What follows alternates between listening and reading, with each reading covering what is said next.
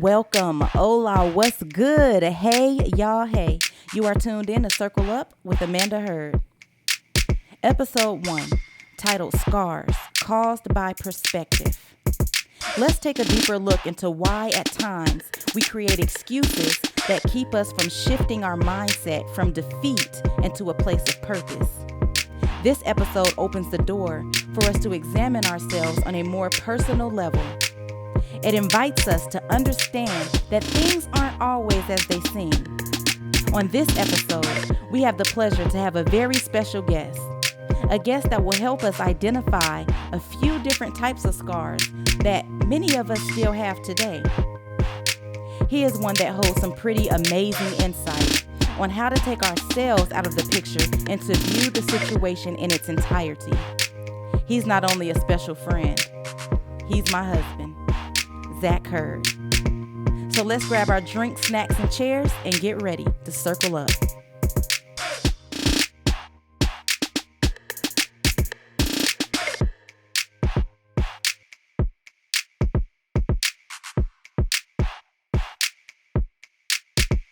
When you hear the word scar, what comes to mind?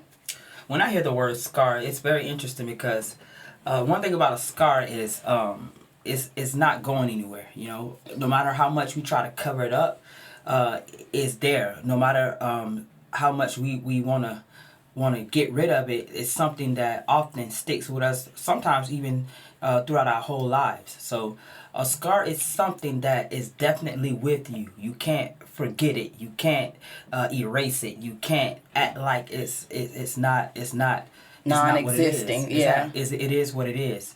And so yeah. Yeah, that's how. Sorry, this Red Bull is the truth right now. But yeah, so scars. Yeah, when I normally think of scars, the first thing that always comes to mind is weird. It's actually not a word. It's a time. The time that I experienced this long, hideous scar that is on my leg. And I remember I was young and we were running around the neighborhood with my friends and stuff. And see, I used to like to climb trees and stuff. And I remember this particular time, I was climbing a tree and the branch was a little weakened and it caused me to fall. And when I fell, I kind of slid across this bush. Yeah, dramatic. And I was all over the place. But it caused this kind of deep cut in my leg. And as time went on, it never healed properly because I kept messing with it. And so it left this hideous scar that I had to deal with for so long. So every time I hear the word scar, the first thing that comes to mind is that. And the second thing that follows behind it is just how ugly it was. Yeah, definitely. You like you said, when you think of the word scar, you automatically relate it or connect it to a traumatic incident or something that happens.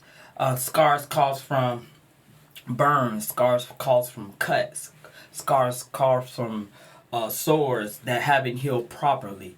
And so even like in a physical form, in emotional form, when we're dealing with scars, it's the same thing. We have to make sure we do what's proper for the scar to heal properly. And also, even if the scar heals properly, sometimes it still scars. It still leaves a mark. Yeah, it's a forever mark.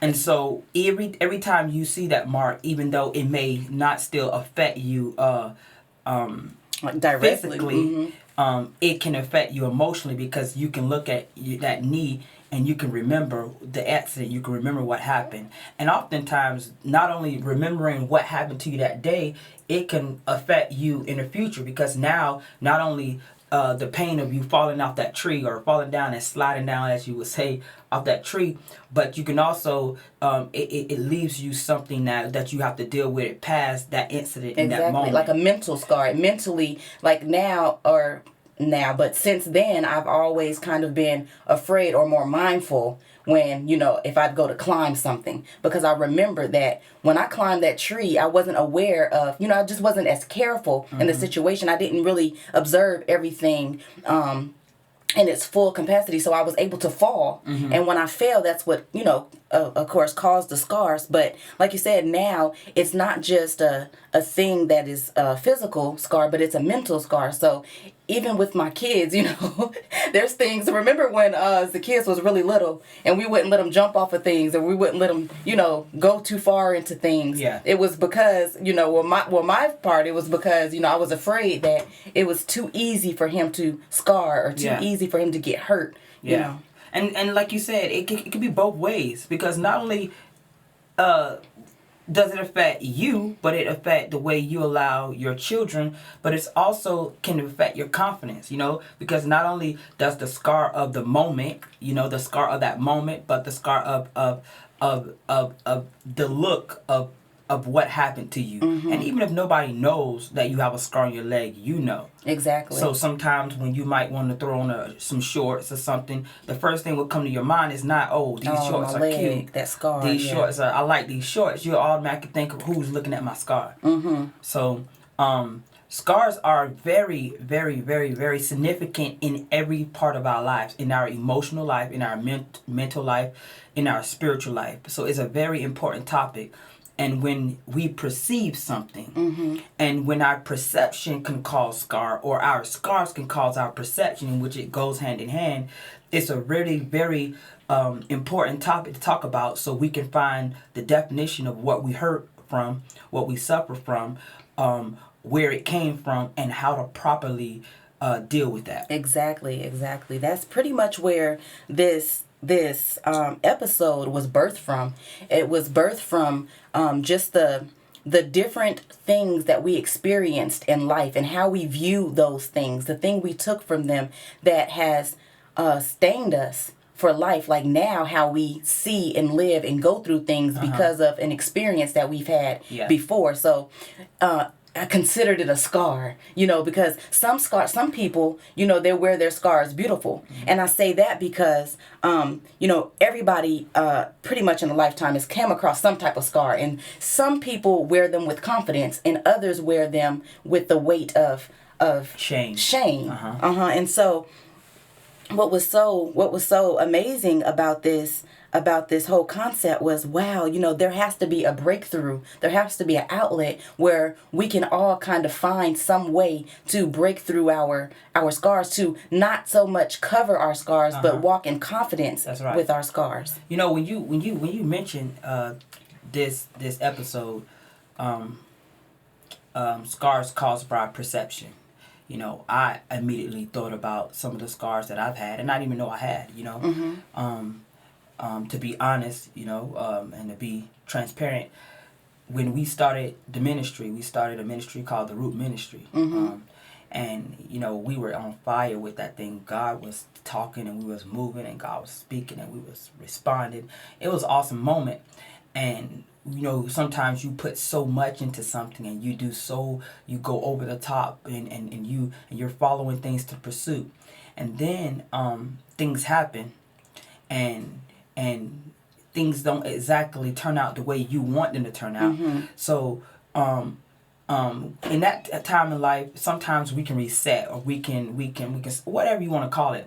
But the important time in that, I remember it was time to relaunch for season 2 of The Root. And because we went through so much in season 1, I remember being scarred because I didn't want to run in as quick anymore. I didn't want to jump on it because of the things that we went through in season 1. It kind of made you it kind of changed your perspective of how it could look, or what God wanted. And so sometimes we don't even know what we're scarred by. I thought when we transitioned from the church, because we started the Root at the church we were attending, and when we transitioned from that church, in that moment, it was an exciting moment in our lives. Absolutely. We looked at it like we were going to the next level, we were going to a bigger space, but because of what we put in it, and because of what it took from us, we never realized how much we were hurting from the way everything left off with that whole situation. Exactly. That can be for another time. Yeah, but I do want to be transparent because I know there's people out there and they used to be a part of a ministry or they was a part of a church, and they ran hard and they ran heavy for that ministry and ran hard and ran heavy for that church, and it something happened between maybe them and the leaders where they had to continue their ministry elsewhere, and it doesn't always mean it's a bad thing. Absolutely. But sometimes because our perception of the situation, we leave unfulfilled. This is true. That's key. We leave unfulfilled and we leave incomplete. We don't deal with the hurt. We don't deal with the initial hurt or the initial situation. We just cover it up. As like we do our scar. We just cover it up. So you think you're good, and later on in life, when it's time to get back on the road and it's time to pursue, it's like now for some reason we're gun shy. We can't go full force, and when we look around and say, well, God, why can't we run as fast? Why am I as excited as I was when you first gave it to me? And because we're dealing with scars. Exactly. And scars, you see, scars come in many different sizes, many different ways, many different styles. And here it sounds like we're relating them to a lot of different tragedies in our lives, a lot of different experiences that just so happen to be a little rougher. And so it makes me think about the different troubles that many of us experience. We come face to face with numerous tribulations that take deep roots in our lives. Some of them are broken homes. Yes. You know, people that motherless or fathers, sometimes both. Some people have, been sexually molested, and that causes, an internal scar that now it's hard for us to move on. Now it's hard for us to marry and submit. Now it's time for us to trust. Some of us just deal with just a lack of things. And sometimes we don't understand a lot of times how just not having certain things can cause us to not move or to not grow later on in life. And so there's just so many different tragedies and so many different things we can go through that can cause or birth a mark on us that we have to later in life uproot from. And oftentimes, it's funny you said it, oftentimes you're definitely right. Oftentimes, even when we're trying to grow or birth from that, as a kid, I remember when I would get scarred and I would pick at my scar. Same. I would pick at the scab of the scar. I would pick at it before the healing time. And that's what we do often. And notice I said when I was a kid, I was immature in my thinking. Have I known that if I would have left the scab along or that sore along, have I would have known it would have scarred correctly, or it would have healed correctly. But I picked at that scar, and that's often what we do when we go through stuff in life now. Instead of healing from it, we'll pick at it.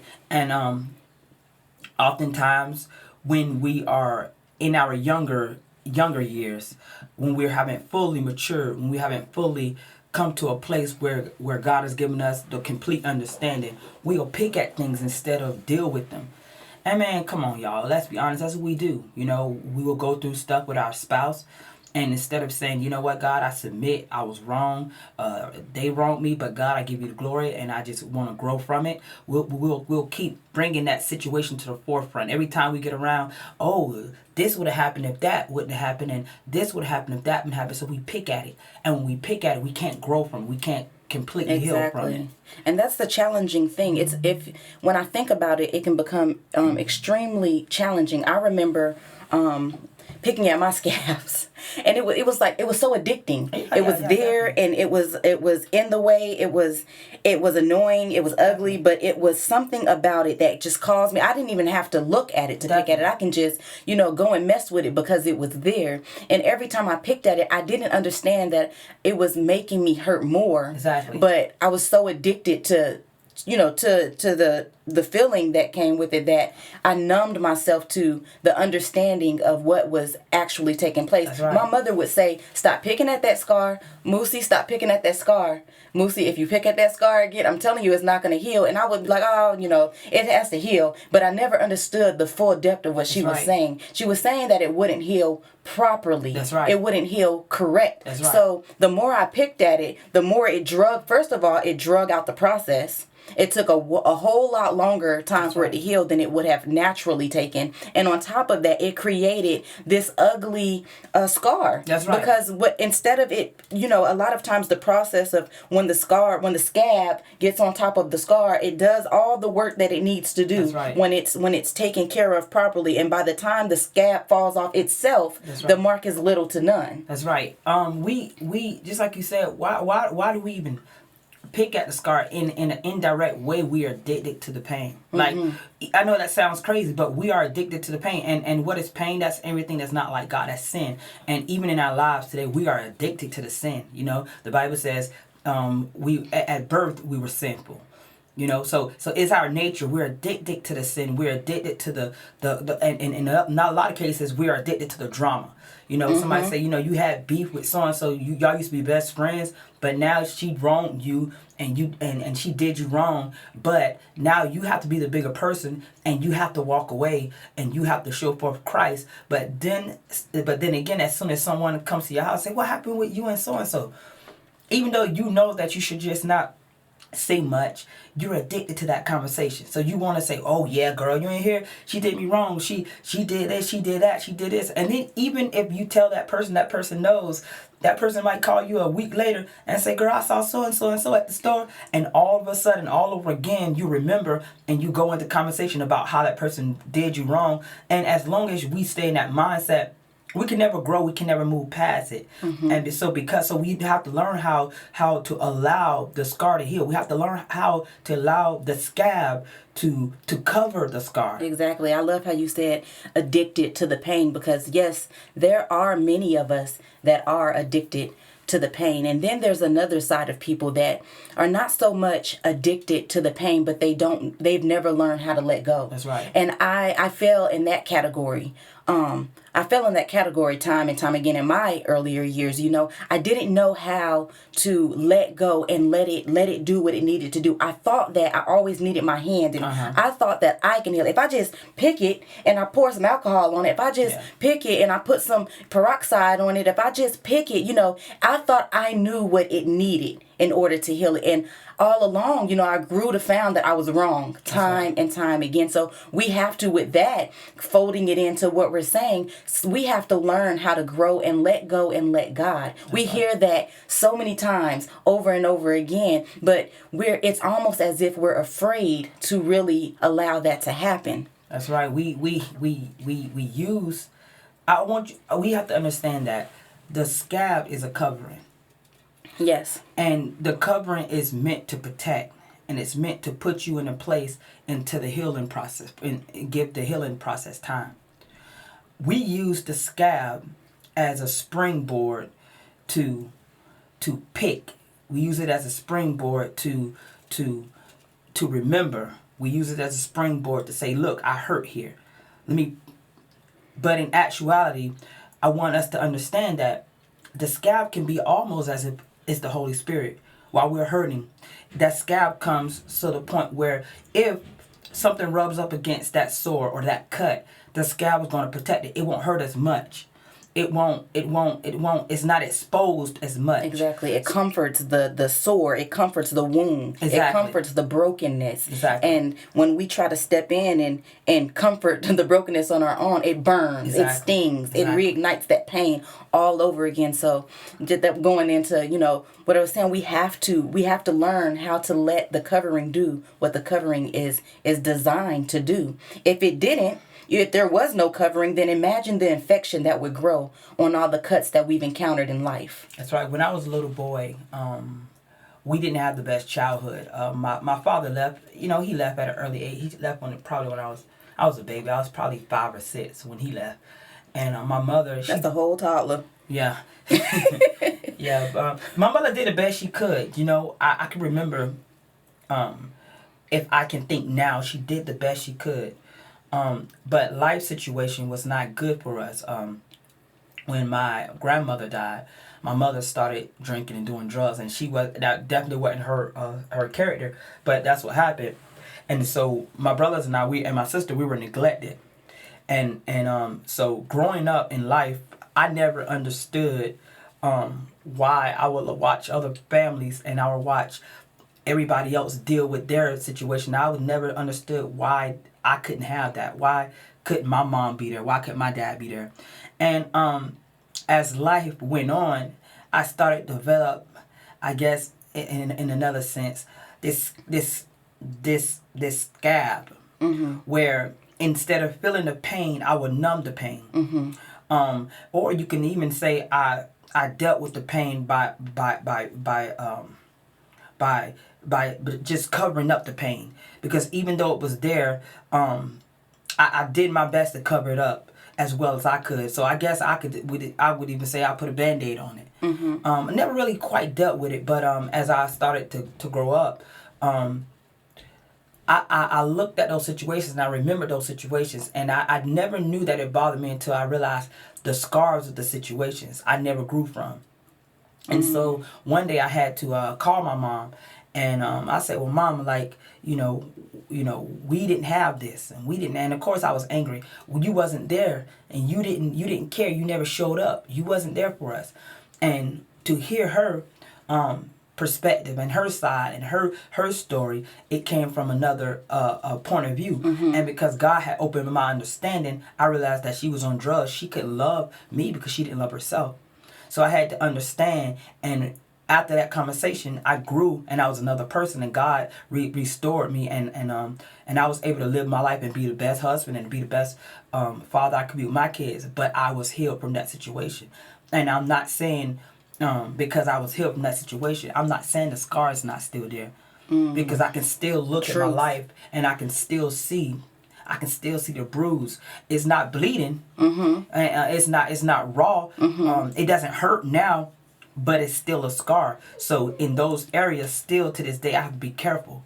To those areas, still to this day, I have to know that, you know what, you might get angry because of this that dealt with your lifestyle. So I want you to understand, that's not the way it is. But because you perceive it that way, because the way you grew up, that may cause you to react.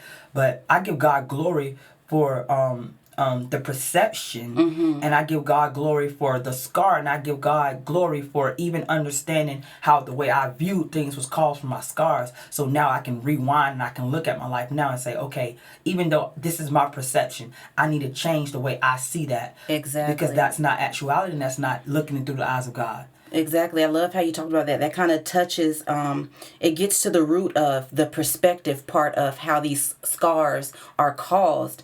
See, understanding that perspective is the way that we see things. So perspective is rooted all in the way that we perceive. And I love how, they're like two of a kind, but they have their own grounds. See, in life, we encounter different traumas on separate journeys, depending on our upcomings. And so with that, we view things, we see things in all different angles from all different places, and we go through things, and which cause the experience cause us to shift our views depending on, who we are. So just because I may have went through the very same thing that you went through, and I won't see it the way you see it if I was in a different place of life. Understanding what I'm saying here? So what I love that you did, which is the help that we need in this altogether, is that you viewed it through the sense of perspective.